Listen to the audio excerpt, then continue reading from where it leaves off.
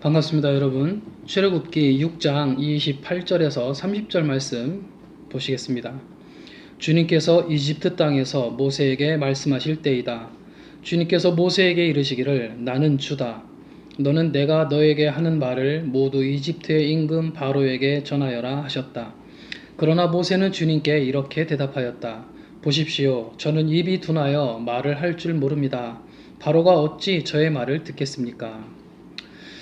여기서 모세는 자신이 말재주가 없어서, 말주변이 없어서 바로에게 하나님의 말씀을 전하는 것에 대해서 매우 부정적으로 이야기를 합니다.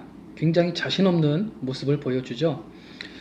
오늘 말씀과 함께 모세는 총 3번에 걸쳐서 같은 말을 했습니다. 가장 먼저 출애굽기 4장에서 그런 이야기를 하는데요. 모세가 주님께 아뢰었다. 주님, 죄송합니다. 저는 본래 말재주가 없는 사람입니다.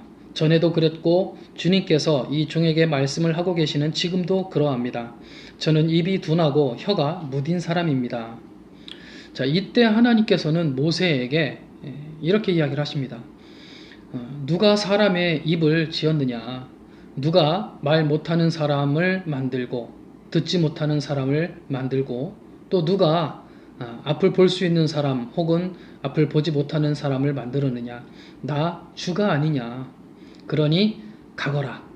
내가 너를 도와주겠다. 그래서 네가 할 말을 할 수 있도록 내가 너에게 가르쳐 주겠다. 이렇게 말씀을 하십니다. 여기서 그러니까 가거라라고 하신 말씀은 네가 말을 재주가 없어도 말 주변이 없어도 상관없으니까 가라는 말씀인 거죠. 하지만 모세는 주님 죄송합니다. 제발 보낼 만한 사람을 보내시기 바랍니다. 이렇게 이야기를 해요. 정말이지 믿음 없는 사람의 전형적인 모습을 모세가 보여줍니다. 또 출애굽기 6장 12절과 30절에서 모세는 2번 더 같은 말을 했죠. 그러니까 모세는 하나님께서 네가 할 말을 할 수 있도록 내가 너에게 가르쳐 주겠다 라고 하신 하나님의 그 말씀을 믿지 못한 겁니다. 하지만 사도행전 7장을 보면은요, 최초의 순교자인 스데반의 순교 설교 내용을 보면 좀 다른 이야기를 합니다. 모세는 이집트 사람의 모든 지혜를 배워서 그 하는 말과 하는 일에 능력이 있었습니다.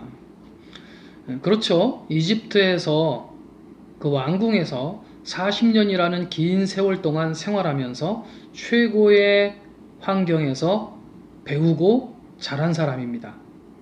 최고의 학문을 배웠을 것이고, 그렇다면 그는 다른 사람보다 지식적으로나 또 언변도 그렇고 탁월했을 것으로 우리가 추측할 수 있는데, 하지만 정작 모세 본인은 그렇게 생각하지 않았고 실제 자신이 없었어요. 왜 그렇게 자신감이 없었을까요, 모세는? 물론 모세가 민족의 해방 지도자요 영도자로서 사명을 잘 감당한 것은 틀림없는 사실입니다. 비록 그가 처음에는 이렇게 믿음 없는 사람의 모습을 보여주기는 했지만 그럼에도 불구하고 하나님께서 인정하실 만큼 아주 사명을 잘 감당한 인물입니다. 그렇다면 이렇게 자존감 부족하고 언변에 대하여서도 컴플렉스가 있어 보이는 이 모세가 하나님으로부터 인정받을 만큼 그렇게 사명을 잘 감당하는 어떤 비결이 있었을까요? 모세는 자기 자신이 그만큼 부족하다는 걸 알고 있었기 때문에 더 깊이 하나님을 의지하고 사사건건 하나님의 도우심을 요청했던 지극히 겸손한 사람입니다. 그리고 성경에 나오는 인물들 중에 하나님으로부터 인정을 받는 몇 안 되는 사람 중에 한 사람이 바로 모세입니다.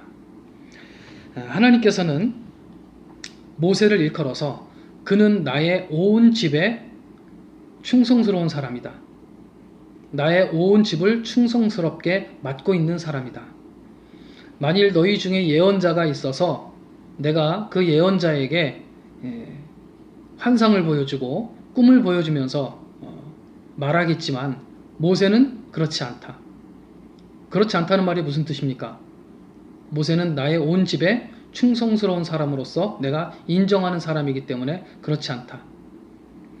모세만큼은 내가 얼굴을 마주보고 이야기하고 확실하게 알려준다. 애매하거나 모호하게 말하지 않고 명백하게 이야기한다. 이렇게 말씀을 하세요. 하나님께서 얼마나 모세를 인정하시는지 알 수 있는 말씀입니다.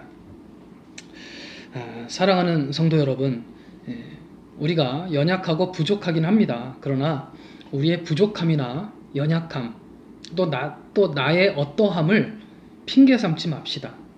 하나님은 우리의 능력을 보고 우리를 부르시는 것이 아닙니다.